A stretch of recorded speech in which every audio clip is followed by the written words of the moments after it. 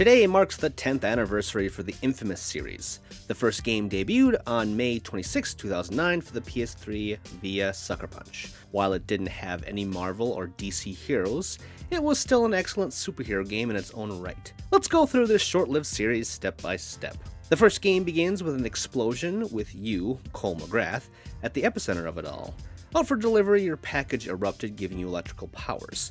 The erupting chaos caused the government to shut down Empire City in the hopes of containing the epidemic, which of course gives rise to various villainous factions, and you being the only one to stop it. Boiling inFAMOUS down to its core, this is basically like an X-Men story. Instead of people being labeled as mutants, those that show gifted powers are called conduits. As the series went on, it became more apparent of an influence, but we'll get to that later. Besides your electrified powers, the other big gimmick in the game was the karma system. If you help people, you'll gain good karma, and if you're a dick, well, then you'll earn bad karma, represented by blue and red respectively. While it does offer some alternate story bits, it's not that different.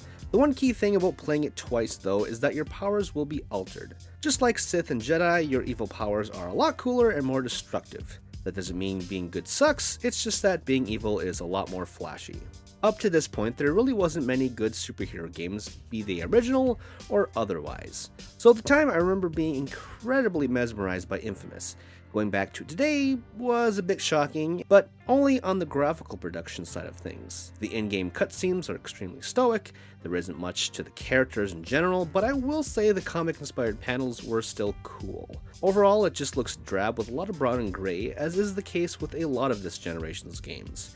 Actually playing the game though was still fun, even if the open world genre has evolved a lot since. Now let's move on to the second game, aptly titled inFAMOUS 2, which released on June 7th, 2011 on PS3. The game opens up with Cole facing a giant man made out of fire, only known as the Beast. Failing to subdue his tremendous power, Cole retreats south to New Marais in order to train and become stronger. The storytelling is handled a lot better. Cole sounds more like a character, even though he still kind of has that Christian Bale Batman voice. On top of that, even though it's not a competition to today's standards, the visuals are better with a lot more colors mixed in to make everything a bit more pleasing for the eyes. Controls more or less feel the same, albeit tweaked as well.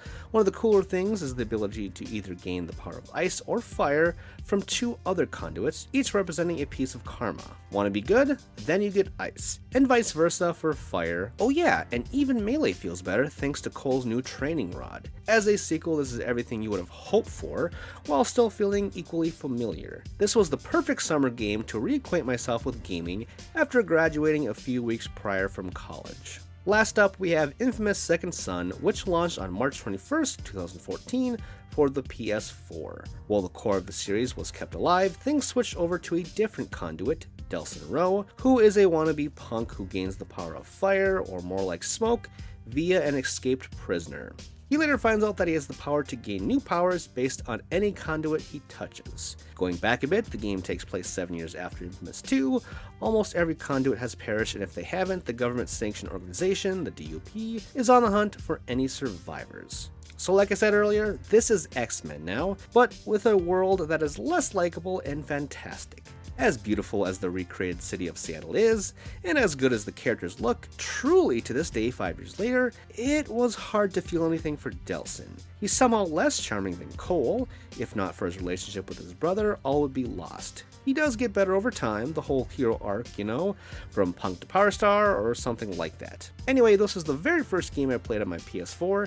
It was a clear jump ahead in technology. While it wasn't especially fun to go back to the gimmicks of motion and touchpad controls for some of the mechanics, it was still a lot of fun. It is technically the best in the series, seeing the particles of ash and fire emit from Delsin still looks amazing, and his future powers are even cooler than that.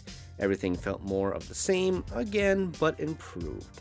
It reviewed well with those sentiments in mind, but I think the key thing here that really held it and the rest of the series back was the story. They were all fair to good for video games, but not much beyond that. With all that said though, I still can't believe we haven't seen a sequel. There were some DLC packs for the games, which were great, but that is all. It's been years and we haven't even received a remastered collection. It's truly astounding, and we're probably not going to see a sequel for a long time, if ever, since Sucker Punch now is working on Ghost of Tsushima, which admittedly does look rad. I'm all for gaining new IPs in lieu of beating a franchise into the ground, but still, whether we see this franchise again remains to be seen, but like I say for a lot of retrospectives, here's hoping.